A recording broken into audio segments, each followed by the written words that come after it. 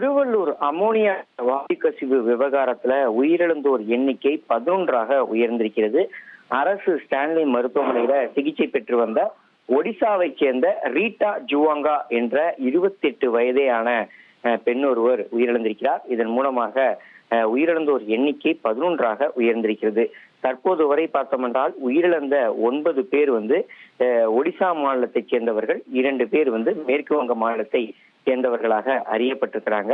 17 பேர் வெண்டிலேட்டர் உதவியோடு தீவிர சிகிச்சை அளிக்கப்பட்டு வருகிறது. 21 பேருக்கு ஆக்சிஜன் உதவியோடு சிகிச்சை என்பது வழங்கப்பட்டு வருகிறது. மேலும் 30 பேர் இயல்பான முறையில 4 மருத்துவமனைகள்ல சிகிச்சையை பெற்று வராங்க. குறிப்பா நாளுக்கு நாள் இந்த விவகாரத்துல உயிரிழந்தோர் எண்ணிக்கை அதிகரித்து வருகிறது. குறிப்பா நுரையீரல் பாதிப்பு கடுமையாக ஏற்பட்ட நிலையில தீவிர சிகிச்சை பிரிவுல சிகிச்சை பெற்று வருபவர்கள் சிகிச்சை பலனளிக்காம உயிரிழக்கக்கூடிய ஒரு சூழலை நம்மளால பார்க்க முடியுது. இதுல நேற்று வரைக்கும் பார்த்தோம்னால் 10 பேர் உயிரிழந்திருந்தாங்க. அதுல 5 பேருடைய உடல் சொந்த ஊருக்கு உடல் என்பது அடையாளம் காணப்பட்டு உறவினர்கள் வரவழைக்கப்பட்டு சம்பந்தப்பட்ட மாநிலத்துடைய ஒருங்கிணைப்பு அதிகாரி முன்னிலையில உடல் ஒப்படைக்கப்பட்டு விமானம் மூலமாக அவர்களுடைய ஊர்களுக்கு எடுத்து செல்லப்பட்டிருந்தது.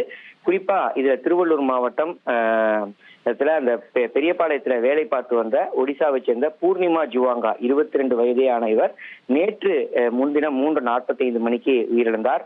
அதே போல அஞ்சிலா சரோன், சுபாஷி என்கிற சுபாஷி ஜுவாங்கா என 3 பேர் உயிரிழந்த நிலையில ஒரு சிலருக்கு உடல்களை அடையாளம் காணுவதில் சிக்கல்கள் என்பது ஏற்பட்டிருந்தது. உறவினர்கள் வரவழைக்கப்பட்ட நிலையில அவர்கள் உடல்களை அடையாளம் காணுவதில் சிக்கல் ஏற்பட்டது.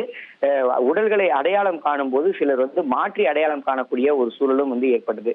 இதன் காரணமாக டிஎன்ஏ பரிசோதனை மேற்கொண்டு டிஎன்ஏ பரிசோதனை முடிவுகளின் அடிப்படையில உறவினர்களிடம் உடல் என்பது ஒப்படைக்கப்பட்டிருந்தது. இப்படியாக 5 பேருடைய உடல் என்பது நேற்று வரைக்கும் அனுப்பப்பட்டிருப்பதாக சுகாதாரத்துறை அதிகாரப்பூர்வமா அறிவிச்சிருந்தாங்க. மீதம் இருக்கக்கூடிய 5 பேருடைய உடலை அனுப்புவதற்கான நகர்வுகளை மேற்கொண்டு வருவதாகவும் தெரிவித்திருந்தாங்க. இப்படிப்பட்ட நிலையில் தான் இன்று மேலும் ஒருவர் உயிரிழந்திருக்கிறார். இதன் மூலமாக 6 உடல்கள் அவர்களுடைய மாநிலங்களுக்கு அனுப்பி வைக்க வேண்டிய ஒரு சூழல் ஏற்பட்டிருக்கிறது. பிரேத பரிசோதனை நிறைவு பெற்று டிஎன்ஏ பரிசோதனை முடிந்த பிறகாக முறையாக உறவினர்களும் ஒப்படைக்கப்படும் என எதிர்பார்க்கப்படுகிறது. தொடர்ந்து மருத்துவ கண்காணிப்பில் இருப்பவர்களுக்கு தேவையான சிகிச்சைகளும் வழங்கப்பட்டு வருகிறது. தகவல்களுக்கு நன்றி தாயுமானவன்.